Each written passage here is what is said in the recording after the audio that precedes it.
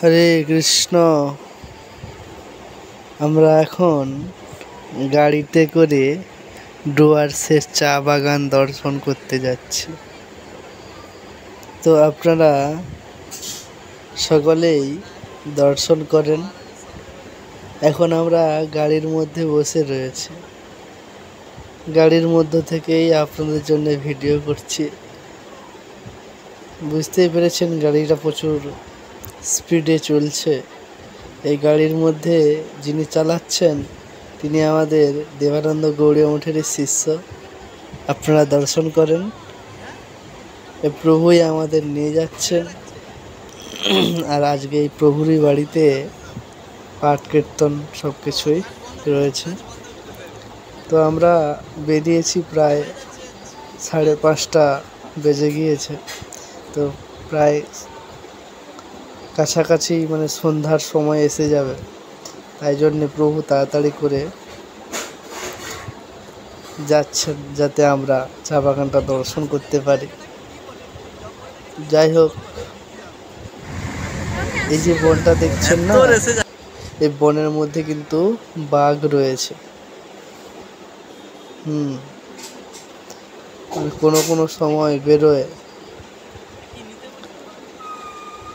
আর এখানে তো ঘর বাড়ি এমনিতেই কম। তো আমরা এখন রাস্তার মধ্য দিয়ে এগিয়ে যাচ্ছি ডুয়ার্সের চা বাগান দর্শন করার জন্য। তো এদিকে এক জায়গায় রাজা ভাত খেয়েছিলেন। তো সেই থেকে এই কোচবিহারের রাজা এবং আলিপুরের রাজা দুজনে মিলে এক জায়গায় ভাত খেয়েছিল, তাই ওই জায়গার নাম রাজা ভাত খাওয়া। এই হলো সেই রেল স্টেশন, এখনও সেই নামেই রয়েছে, রাজা ভাত খাওয়া রেল স্টেশন। তো তো এই রেল স্টেশন দিয়েই কিন্তু শিলিগুড়ি যাওয়া যায়।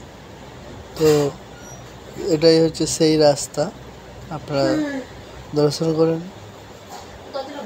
তো আমরা এখন এই রাস্তার মধ্যেই যাচ্ছি, রাস্তায় মানে গাড়ির মধ্যে দিয়েই ভিডিওটা করছি। আমাদের সামনে মহারাজের গাড়ি আছে। তো গাড়ি তো চলে গিয়েছে অনেকটাই, তো কাছাকাছি নেই, নাহলে দেখাতাম। মহারাজের গাড়িটা সামনে আছে এবং আমার গাড়িটা পেছনে রয়েছে।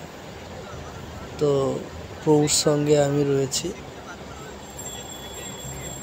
প্রভু খুব সুন্দর গাড়ি চালান, প্রভু গাড়িতে করে আমাদের নিয়ে যাচ্ছেন। রাধে রাধে, হরে কৃষ্ণ। তো আমি ভিডিও করছিলাম, তো প্রভু কিন্তু আবার গাড়িতে রেস দিয়ে দিয়েছে। তো এখন কিন্তু আবার গাড়ি ছোটা আরম্ভ করছে, আপনারা দেখেন। তো খুবই ভালো, রাধে রাধে। আমরা এখন হরি বল, আপনারা সবাই চা বাগান দর্শন করেন। আমরা কিন্তু এখন চা বাগানে এসে পৌঁছে গিয়েছি। রাধে রাধে, আপনারা সবাই দর্শন করেন, এই সেই চা বাগান। তো আমি এখন এই চা বাগানের দিকে যাচ্ছি এবং মহারাজ, আমি আগে আছি, তারপরে মহারাজ রয়েছেন, তারপরে আরও প্রভুরা রয়েছেন এবং যে প্রভু আমাদের গাড়িতে করে নিয়ে আসছেন ওই প্রভু নিয়ে এসছেন। এই চা বাগানে এসে একটা বিশেষ আওয়াজ শুনলাম, সেই আওয়াজ যেটা পরীক্ষিত মহারাজকে দংশন করেছিল, যেটার নাম হলো তক্ষত।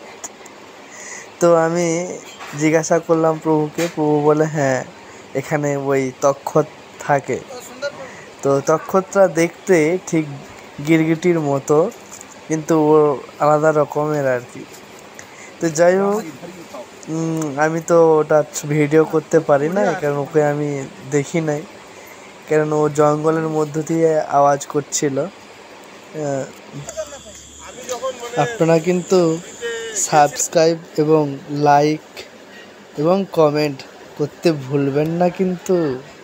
যদি ভুলে যান তাহলে এরকম দর্শন কিন্তু আর আপনাদের হবে না। রাধে রাধে।